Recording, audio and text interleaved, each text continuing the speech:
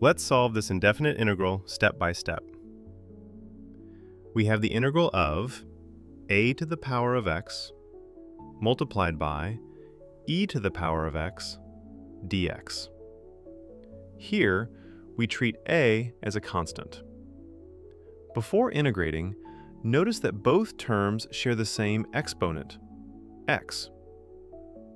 We can use the algebraic property to combine the bases.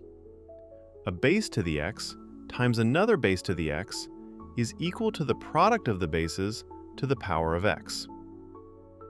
Applying this, we rewrite the integrand as a times e all raised to the power of x.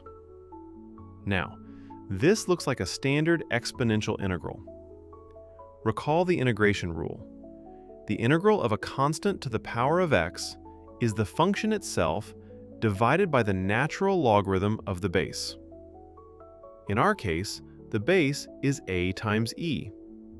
So applying the rule, we get a times e to the power of x divided by the natural log of a times e.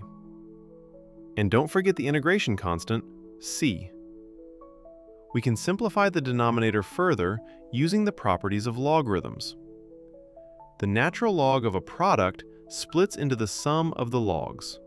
So, natural log of a plus natural log of e. Since the natural log of e is simply 1, the denominator becomes 1 plus the natural log of a. This gives us our final answer, the quantity a times e to the power of x divided by 1 plus the natural log of a plus c.